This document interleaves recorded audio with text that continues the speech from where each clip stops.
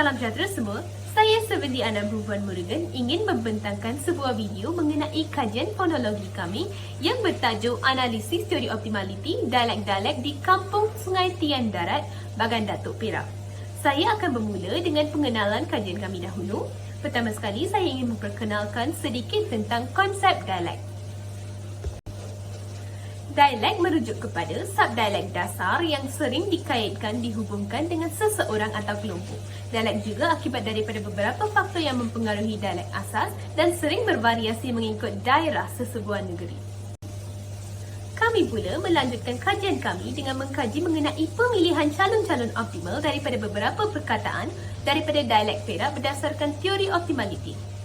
Kami telah menganalisis calon-calon yang hendak kami kaji daripada dialek Perak iaitu dikategorikan mengikut 3 subdialek yang terdapat di daerah Sungai Tiang Darat, Bagan Datuk iaitu dialek Perak Jawa, dialek Perak Tengah dan dialek Ulu Perak.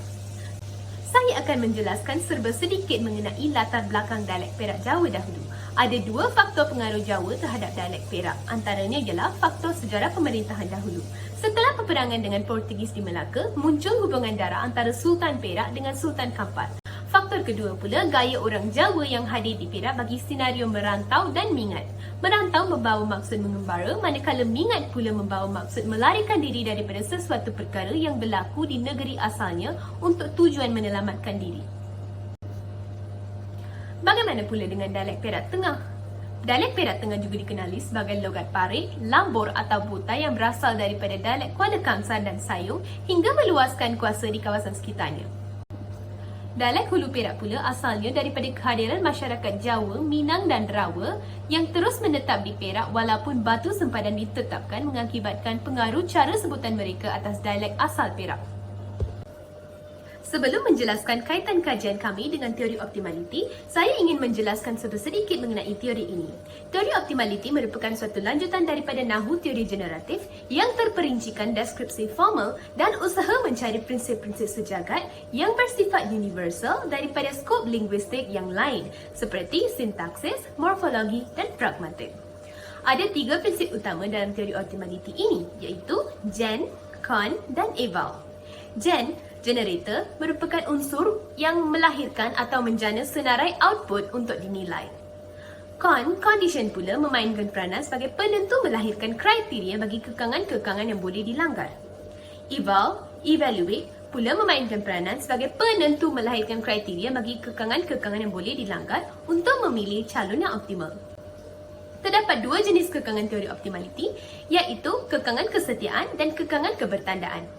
Kekangan kesetiaan merujuk kepada bentuk luaran, output dan bentuk input terdiri daripada bentuk leksikal yang sama iaitu bentuk asasnya underlying form.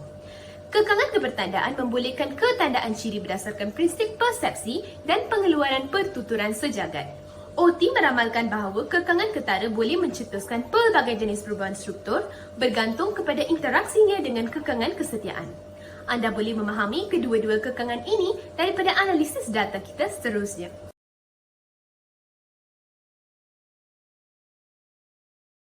Baiklah, untuk permasalahan kajian, faktor-faktor yang membawa kepada adanya kajian analisis teori optimaliti dialek-dialek di Kampung Sungai Tian Darat, Bagan Datuk, kerana terdapat kekeliruan antara perkataan-perkataan dalam dialek yang berbeza di negeri Perak dan juga kekurangan kajian-kajian lepas yang mendalami perbezaan antara dialek-dialek tersebut.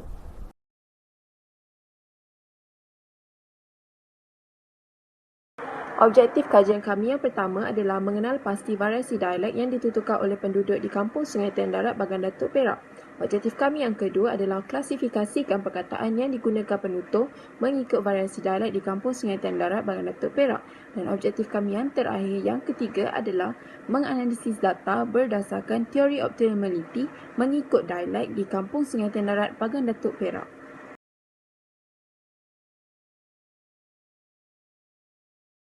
Bahagian kuasa ilmu pula membincangkan mengenai kajian-kajian lepas yang berkaitan dengan kajian kami.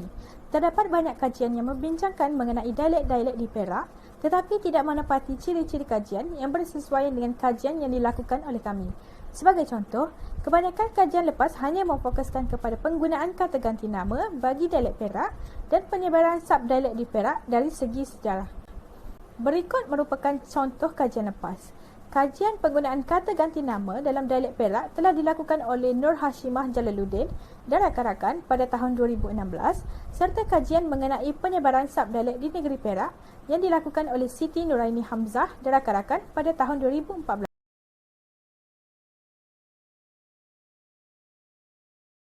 Seterusnya, metodologi kajian. Kami telah menggunakan dua kaedah iaitu kaedah kualitatif dan kaedah kuantitatif. Kaedah kualitatif yang digunakan ialah temu bual.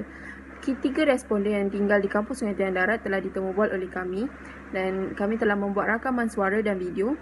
Sebelum kami menemubual responden tersebut, kami telah menyediakan beberapa perkataan yang lazim digunakan dalam kehidupan seharian supaya mereka tidak kekok untuk menuturkan dialek tersebut dengan kami.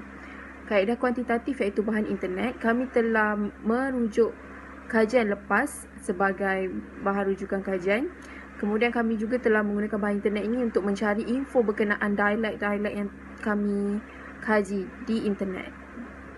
Di dalam analisis data, kami telah memecahkan kepada 3 bahagian mengikut dialek yang ada di kampus Sungai Tian Darat iaitu dialek bahasa Jawa, dialek Perak Tengah dan dialek Hulu Perak.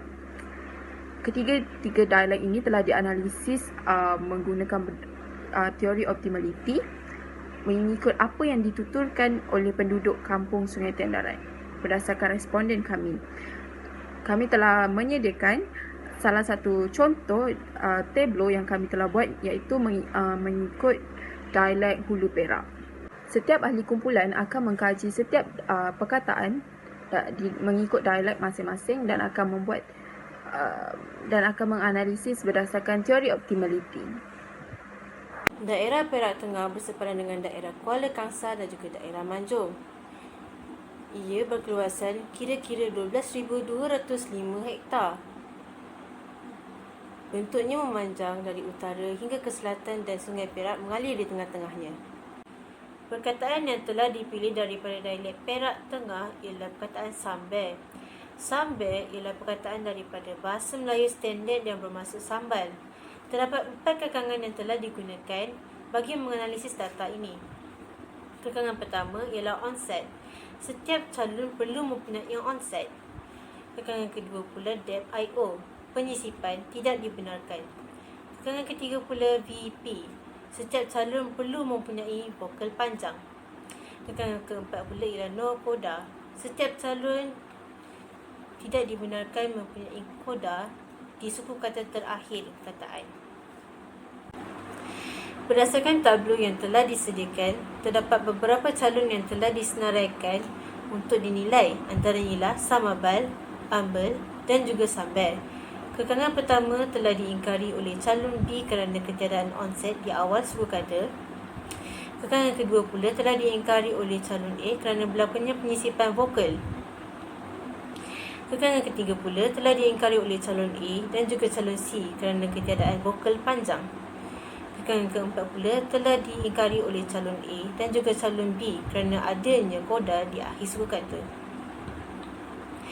Calon C merupakan calon yang paling optimum kerana mengingkari hanya sedikit kekangan dan kekangan yang diingkari adalah kekangan yang rendah.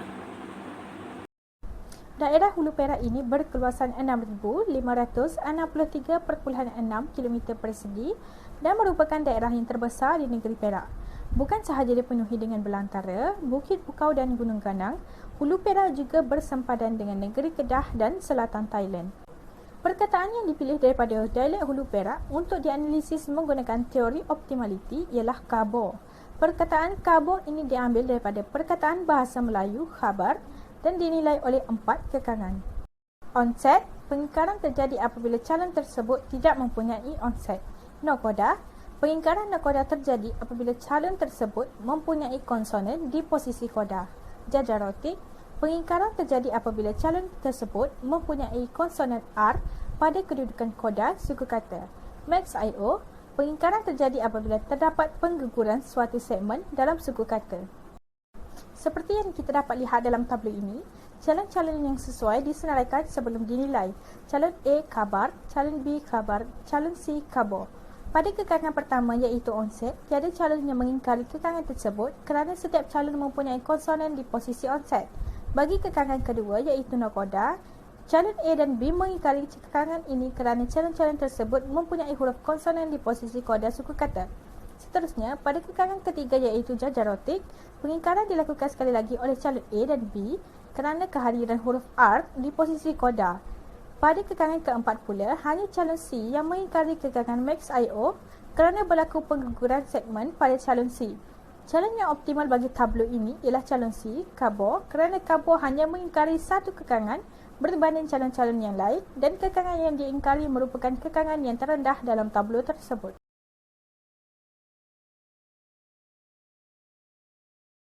Secara tuntasnya, setiap dialek mempunyai susunan tata tingkat kekangan berhierarki yang khusus dalam menganalisis suatu pertuturan dialek tersebut.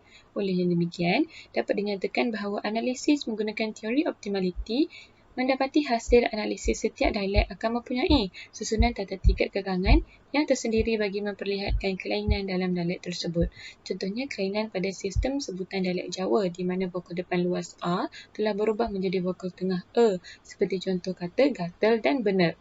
Sementara itu, bagi dialek Perak Tengah pula, varian leksikal yang tersendiri iaitu bunyi A di akhir suku kata berubah menjadi E, seperti contoh sambal menjadi sambe, manakala makan menjadi makai. Seterusnya, bagi dialek Perak Hulu pula, kesejajaran berlaku pada vokal O di akhir kata bersangkutan dengan vokal A, seperti contoh kata khabar berubah menjadi khabar. Jadi, jelaslah bahawa setiap dialek mempunyai susunan tata tingkat kekangan berhierarki yang khusus dalam menganalisis suatu pertuturan dialek tersebut.